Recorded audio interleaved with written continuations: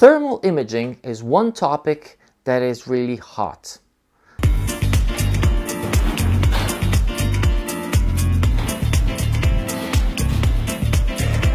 Every hunter knows that it's some sort of super technology that has this taste of prohibition, of military, and indeed, up to a few years back, thermal imaging in all its flavors was reserved to the really high-end military market and the medical or super professional thermal assessment and so on.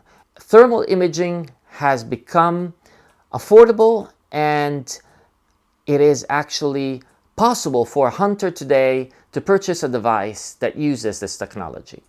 But still, it is not very well understood. So what we wanted to do today is to make a primer video, something that would allow a hunter or somebody that is interested in this technology to decide how to choose a thermal imaging device before purchasing it. We have put together 10 points to consider.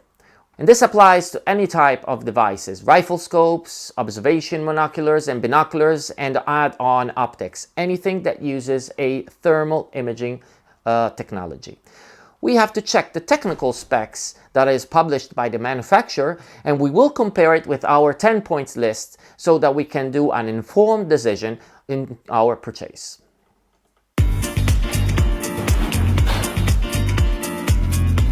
Field of view. It obviously depends on the device type, whether it's a rifle scope or observation device, focal length and magnification, but in general, the greater the field of view featured by the instrument, magnification ratio being the same, the better our environment and situational awareness will be. In a spec sheet, we find the field of view in a number of per degree format, for example 11 by 8 degrees. In this case, the value means a field of view of 19.2 meters at a distance of 100 meters. Keep in mind that magnification being equal, the greater the field of view will generally come with a much higher price tag. Sensor resolution and pixel size. The higher the resolution, the better the device. Today, in 2020, a resolution of 320 by 200 pixels, which was top of the line only a few years ago, has become the minimum usable resolution for a hunting thermal imager. We actually suggest to stick to a resolution of at least 384 by 288, which is sufficient for most hunting situations. High-end thermal devices featuring 640 by 480 resolution are also available, but the cost increases considerably, at least by a third, if not double the price tag. Sensor technology in this case is relatively important, since the vast majority of the devices on the market today use either amorphous silicon microbolometers, generally produced in Europe, or vanadium oxide, produced in the United States. Essentially, the technologies are equivalent, at least in regards to hunting situations and devices, with a slight margin for the VOX, which however is an older and proven technology than amorphous silicon. The size of the single pixel specified in a number per micron format, in example 17 microns, is not as important as the sensitivity of the sensor, which we will see in a later point. But a smaller size allows the manufacturer to use smaller lenses and therefore, for the same performance, give us a more affordable device.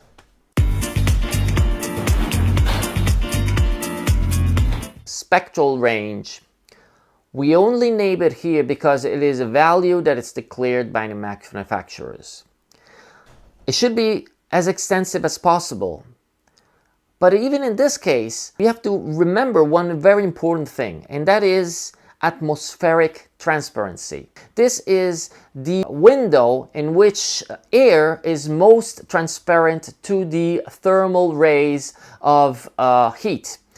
And therefore, below and above this window, the air becomes less transparent, not allowing us to see. And when we compare the manufacturer's spec sheets for the device we intend to purchase, we have to just check that we are getting the whole window. We have to remember also that this translates to the extension of the temperature that the device sees from 8 to 14 microns. That corresponds to a temperature range from minus 66 to 100 degrees Celsius.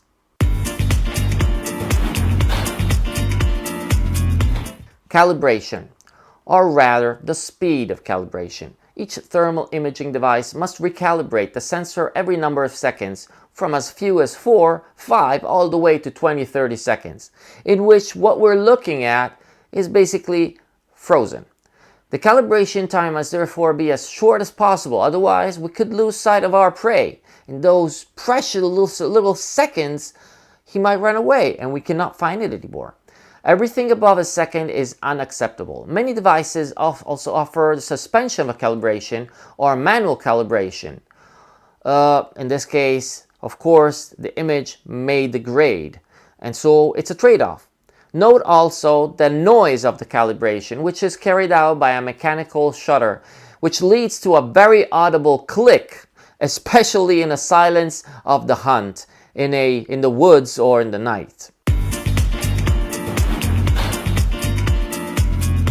The display.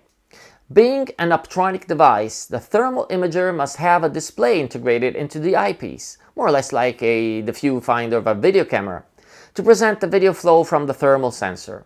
The quality and resolution of this display is very important. The best are AMOLED or Super AMOLED, like some leading top smartphones, essentially with finely adjustable brightness. Resolution must either be perfectly equal to the sensor resolution or an exact multiple to avoid prescaling artifacts and possible image degradation. Point 6. The lens. The quality of the lenses used for thermal imaging devices is paramount. These devices use exotic and very expensive materials like germanium with elements in chalcogenide. But apart from that, they follow the same rules as normal lenses, with standard specs such as focal length, diameter, and even brightness expressed in f-stops. For example, 50mm f1.2. The greater the focal length, the greater the magnification, and the less the field of view. The lower the aperture value, the faster and better the lens. Sensitivity. This is one really important point. Let's talk about the NETD, which stands for Noise Equivalent Temperature Difference. Put simply, it's the ability of the sensor to discriminate a change in temperature of the observed object. The lower the value expressed in millikelvin, the greater the sensitivity of the device. For example, the latest Pulsar top-of-the-line thermal imagers, like this one, this is the Accolade 2 LRF, offers a 40 millikelvin NETD, which is an exceptional value.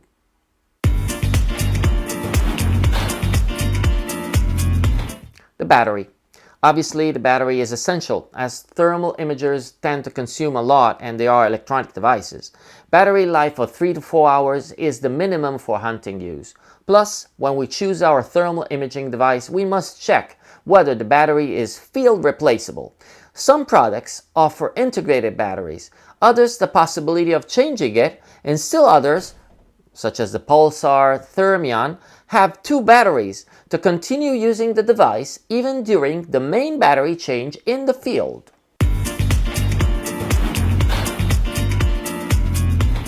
By now, in a connected world where social media, the ability to communicate with your smartphones or record videos is absolutely essential. We need to choose a device that offers Wi-Fi communication with a decent app that must be easy to use and intuitive. The app should also be able to update the firmware and, in the case of a rifle scope, be able to download zeroing and ballistic settings. Check that the app is available both for iOS and Android and free to use. the limits of thermal imaging devices. This is not so much a point for the selection of our device as to highlight that, as much as high-end technology a thermal imaging device may seem, it's inherently far from perfect because of the specific quirks of how it works. For example, due to the low resolution and the fact that it does not use reflected light, but rather the light that is radiated by the object or living being, some details of the prey may not be visible or identifiable. Therefore, technology must be carefully studied and understand its advantages and its disadvantages. In this case, maybe a night vision device with light intensification technology may be better. Continue following us on all4hunters.com.